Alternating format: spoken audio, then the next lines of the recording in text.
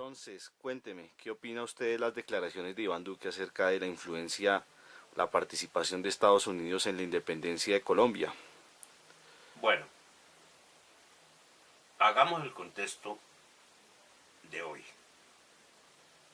Este año de 2019 se conmemoran los 200 años del ascenso del Ejército Libertador por el camino de Pisba, de la batalla del Pantano de Vargas y de la batalla del Puente de Boyacá y del segundo Congreso de Angostura que estableció la ley fundamental y creó a Colombia, integrada por Venezuela, la Nueva Granada y Quito o Ecuador. Ese es el contexto.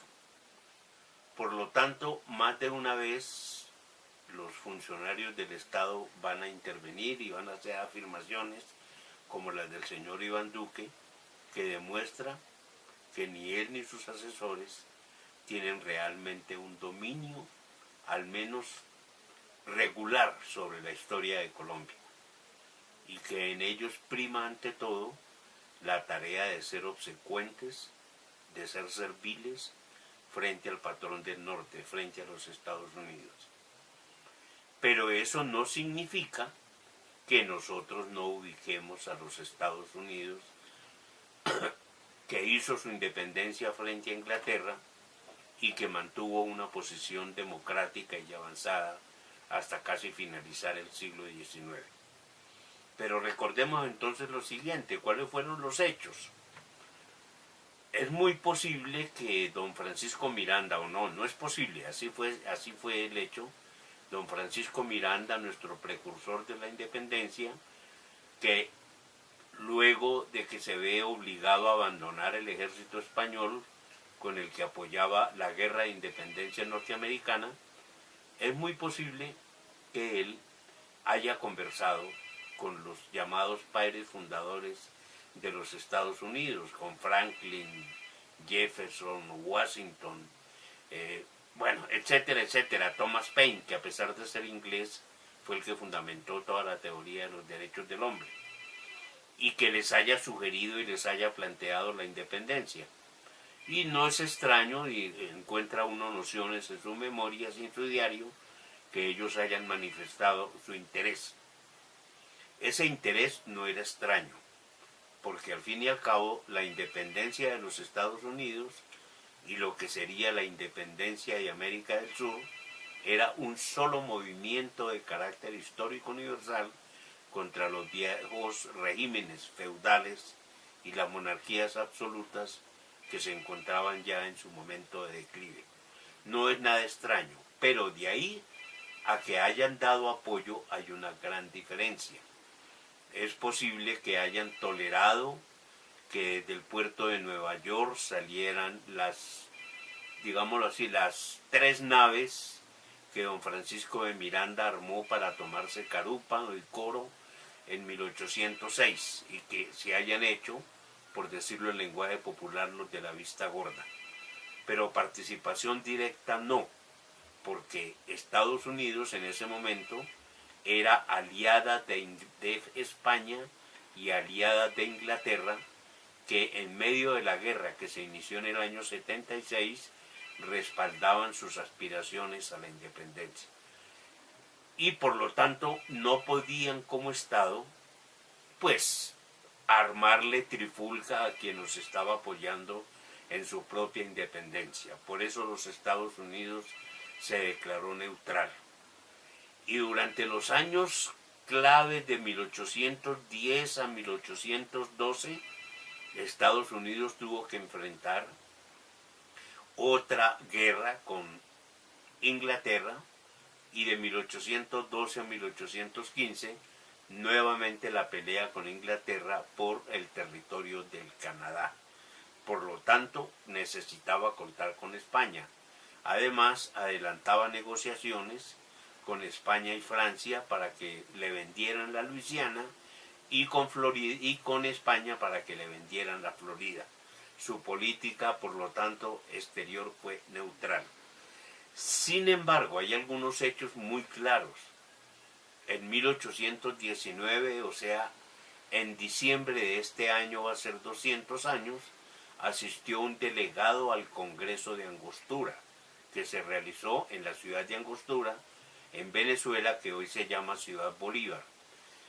Estados Unidos fue la primera potencia o la primera nación que reconoció la independencia de Colombia. Y más adelante, en 1823, cuando la Santa Alianza tenía prevista toda una política de recuperación de las monarquías absolutas y de sus colonias, y planeaba construir un ejército gigantesco para acabar con las revoluciones de independencia, Estados Unidos produjo la que se conoce como la doctrina Monroe por parte del presidente James Monroe de 1823, que jugó un papel significativo para frenar las aspiraciones de la Santa Alianza. Todo esto se va a estar discutiendo y se va a estar analizando este año, y es importante que nosotros tengamos claras varias cosas. Uno, Estados Unidos en cierto sentido no apoyó la política bolivariana para el desarrollo del Congreso Anfictiónico de Panamá, y lo dice los documentos que presentó a esta reunión de 1826 en la ciudad de Panamá. Primero, porque no aceptaba que se establecieran sistemas políticos diferentes al suyo en América, y Bolívar venía organizando lo que se llamó la Constitución Boliviana, la Federación de los Andes, que se organizaría de acuerdo a la Constitución Boliviana, y el Congreso Anfictiónico de Panamá con la Constitución Boliviana, y además con el protectorado inglés. Por eso la doctrina Monroe tiene dos caras: no aceptar un sistema político diferente al norteamericano y no aceptar la presencia de las potencias europeas en territorio americano. Esto es un papel supremamente positivo. ¿Por qué Bolívar rechazaba con tanta fuerza a los Estados Unidos? A pesar de que en muchos documentos reconoce su civilidad, su sabiduría política, etcétera, etcétera. La razón es muy sencilla.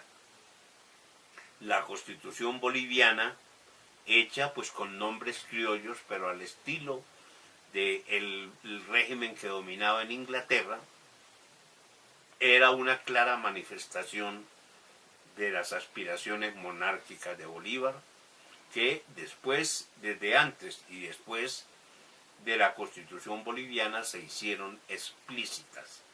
Bolívar aspiraba a establecer un protectorado inglés y establecer una monarquía en América Latina. Esa es la razón fundamental por la que él no simpatizaba con los Estados Unidos. Pero en ese momento los Estados Unidos no eran una potencia imperialista.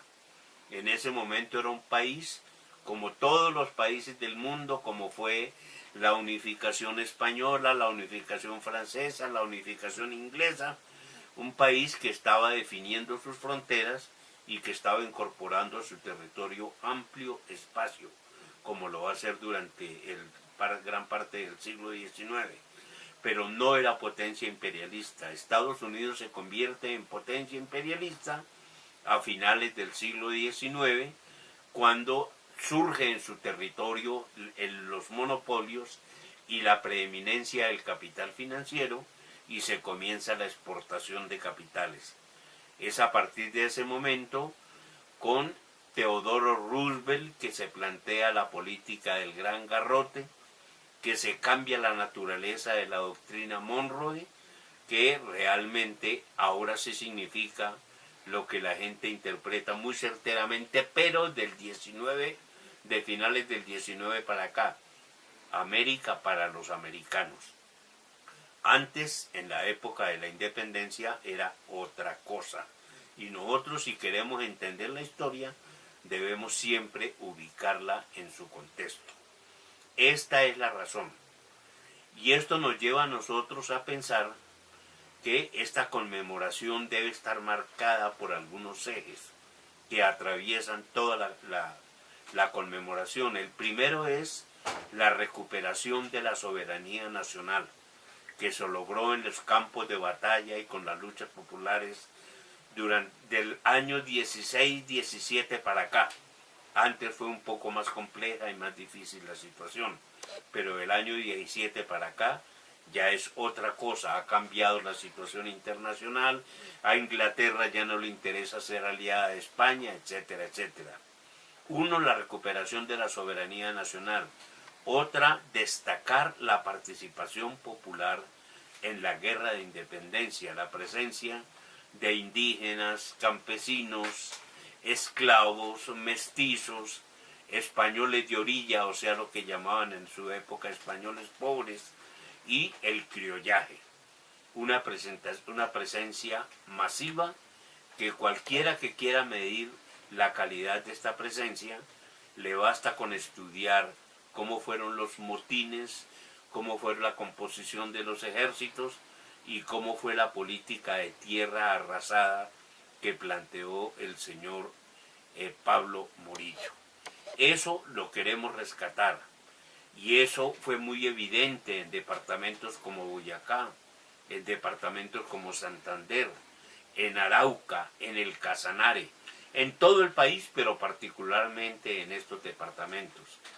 Los llaneros que en un comienzo reemplazaron a Monteverde, a Tomás Boves y a Morales, esos llaneros del 14-15 para acá, incluyendo su máximo jefe, el señor José Antonio Páez, se unieron a las tropas libertadoras. El campesinado de Boyacá, el surgimiento de movimientos que apoyaban con información, con armas, trasladando hombres, de movimientos que se conocen como los movimientos guerrilleros, como la guerrilla de Coromoro, que le costó la vida a Antonio Santos en 1816, y la guerrilla de los Almeida, que le iba a costar la vida a Policarpa Salabarrieta en el 17, y todos los movimientos como la guerrilla de las nieblas, los movimientos, digamos, populares que se dieron en diferentes departamentos del país. Si nosotros no recuperamos esto, no logramos entender para qué nos puede servir conmemorar los 200 años de la batalla de Boyacá.